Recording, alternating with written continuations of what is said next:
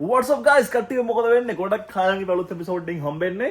ඉතින් ගිය මාස 3-4කට මම අප්ලෝඩ් කරා නෑ. මම හිතන අලුත් එපිසෝඩ් එකක් මම මේක තමයි පළවෙනි එක අප්ලෝඩ් කරන්නේ. මේ අවුරුද්දට මම ඉතින් පේනවනේ පිටිපස්සෙන් කවුද කියලා. ඉතින් අද මෙයාගේ එපිසෝඩ් එක තමයි අරන් එන්නේ. මෙයාගේ වැඩ ටිකක් මම කරා already. front end එකේ මේ බුල් බාස් කපලා ග්ලිස් මාර්ගවල ඔයගොල්ලෝ දකින්න නැති ඔයගොල්ලෝ මගේ Facebook Instagram එකෙන් follow කරනවා නම් YouTube එකේ පළවෙනි එපිසෝඩ් එක මෙයාගේ අද මේන් තින් තමයි මම කරන්න යන්නේ. මෙයාට ගෙලන්න තියෙනවා මේ tires and wheels මේක දාගන්න අපි යන්නේ තියෙන ටික හොඳටම අවුල් අපිට පිටිපස්සේ වම් පැත්තක හොලනුත් බැලලා තියෙන්නේ. ඉතින් tires and wheels කතා කරන්න ගමන් මම බලාපොරොත්තු වෙනවා පොඩ්ඩක් කතා කරන් කරපු වැඩ ගන්නත් මෙයාගේ. මොකද ගොඩක් කට්ටිය මගේ රීල්ස් වලට කමෙන්ට් දාලා තිබ්බා. කොහොමද කරේ පේන්ට් එක මොකද්ද කැපුවයි මම බුල් බායක අදරම ග්‍රිල් එක මොකද්ද හෙඩ්ලයිට්ස් නම්මනම් ගොඩක් ප්‍රශ්න. ඉතින් මම හිතුවා මේ එපිසෝඩ් එකෙන් ඒක නම් පොඩ්ඩක් කතා කරනවා කියලා. ඉතින් ඔය ටික තමයි. ඉතින් පොඩි එපිසෝඩ් එකක් අද බලමු මොකද වෙන්නේ කියලා. ටක් ගාලා යමු. හරි අපි අද කරන්න යන ප්‍රධාන දේ tires and wheels වලට පොඩ්ඩක් කතා කරලා මුලින්ම වාහනය ගැන. මොකද මම කතා කරලා නැති ඉන්න එක YouTube එකේ. ඉතින් මෙයා ආවෙලා first series 1989 Nissan GQ petrol එකක්. මෙයා පටන් ගන්න තියෙන 88. ඉතින් මේක 89 මට වඩා වයසයි ගොඩක් වයසයි.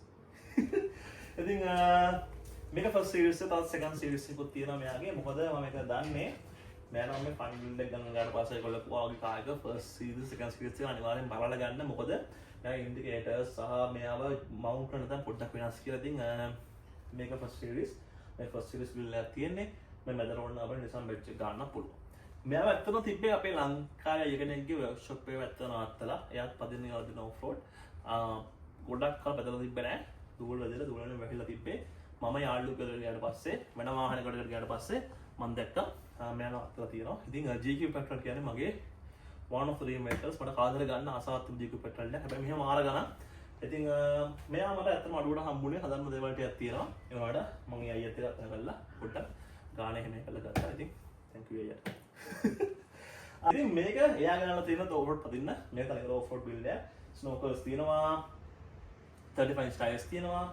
3 slip kit එකක් තියෙනවා. බුල් බා එකක් තිබ්බා. මං කැපුවේ ඒක. sorry. ඉතින් එතකොට winch එක ගහලා තිබ්බේ. fender flares තියෙනවා. ඔය ඔක්කොම ඇතුළේ radio kits තියෙනවා ඔක්කොම තියෙනවා. ඉතින් මෙයාව off road පදින හදපු වාහනයක්. ඉතින් මම ඒ ටික පොඩ්ඩක් අඩු කරගෙන යනවා. අඩු කරන්න මොකද මෙයා මට මෙයාගේ ගන්න classic look එක classic overland build එකක් හදන්නේ මම. මොකද මේ දින හැම වාහනයක්ම off road එක හදපුවා. මම off road extreme off road මම කරන්නේ නැහැ. ඉතින් මට ආස මෙයා මගේ වාහනයක් ටෝ කරගන්න ලස්සනට පාරට දැන් යන්න මීට් අප් එකට බස් ගන්න. මට ආසාව අන්නේම ලස්සනට ක්ලීන් වාහනයක් හදන්න.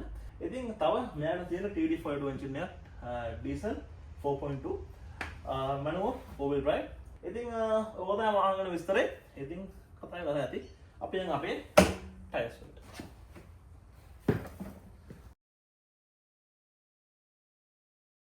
හරි ඉතින් මෙන්න මේ තියෙන්නේ අලුත් ටයර් එක සහ රිම් එක.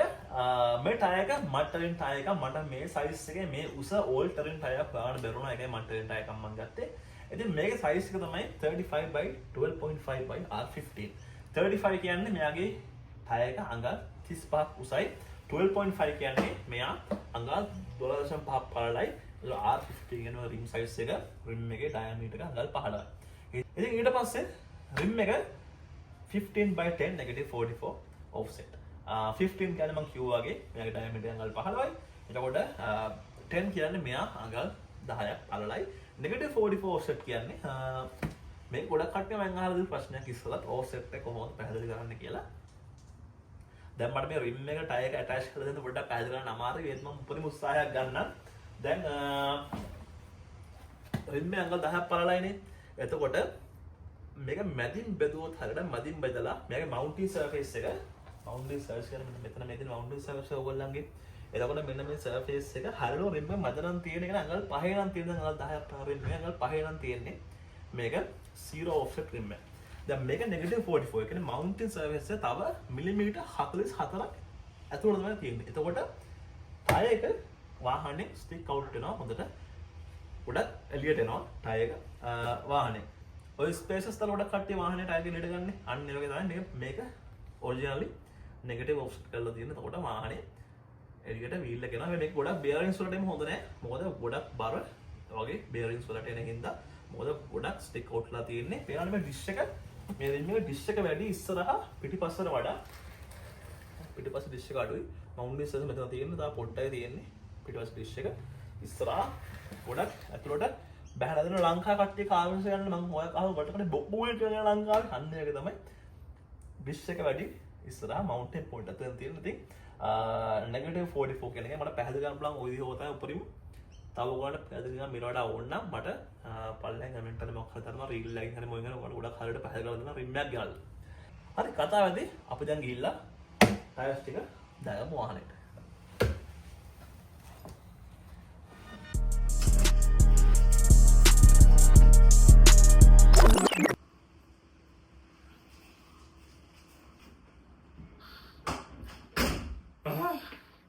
Battery bad.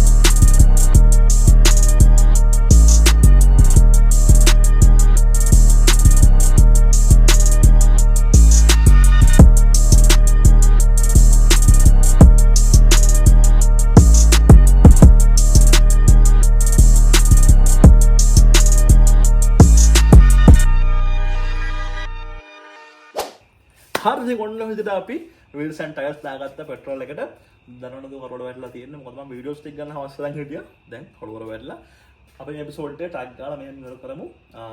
අද එපිසෝඩ් එකේ මෙයන් තින් තමයි කිව්වා වගේ tires and wheels.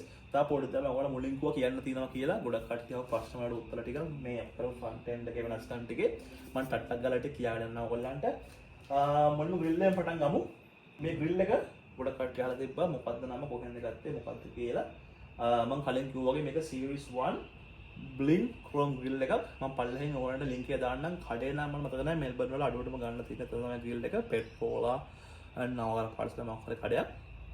ඒකට headlights මම ගත්තා eBay එකෙන් $30 30ක් දුකෝද මේක අඩුවම මම තාම මේකේ review එකක් දෙන්න දන්නේ නැහැ. පොඩ්ඩක් කල් පාවිච්චි කරලා කොහොමද කියලා කියන්නම්.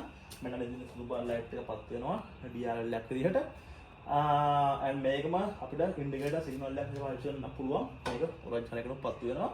එතකොට මෙන්න මේ ඉන්ඩිකේටර්ස් මේකට ක්‍රිස්ටල් ඉන්ඩිකේටර්ස් කියලා කියන්නේ. මේකත් මම කඩෙන්මයි ගත්තේ. මම ලින්ක් එකකට පල්ලෙහින් දාන්නම්. මේ දෙකම ක්‍රියා එක ක්‍රිස්ටල් විදිහට දින එක. නැත්තම් සීරීස් 1 එකේ මේ යට තමලි පාරට එන්න එක පොඩ්ඩක් ඇතයි. ඒක හින්දා මම මේක ඉන්ඩිකේටර්ස් එක ක්‍රිස්ටල් එක.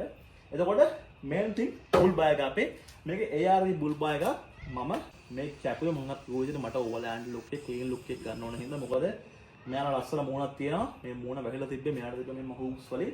ඉතින් ගොඩක් කට් එක වදින්න නැතිවෙන්න පුළුවන් ඒකට. මට මගේ විදිහට මට හදා ගන්න ඕනද මම එඩිට් කැපුවා ගොඩක්ම අමාරුන්නේ නැහැ. කපන්න අමාරුනේ මම මෙතන මගේ ටික කපා ගන්නද අමාරුනේ. මේක මෙහි කට්ටිය කපනවා නම් මම මේකේ ලීගල් පැත්ත පොඩ්ඩක් දන්නේ නැහැ. මම ගොඩක් කට්ටිය මට කිව්වා ඉලීගල් කියලා. කියන්නේ ඒකේ තිබ්බ ස්ට්‍රක්චර් වෙනස් කරාට පස්සේ ඔරිජිනල් ෆැක්ටරි ARP ඒ කියන්නේ එන විදිහට වඩා බුල් බෑග් වෙනස් කරාට පස්සේ ඕන පොලිසියෙන් කේස් පොඩ්ඩක් වැටෙන්න පුළුවන් කියලා.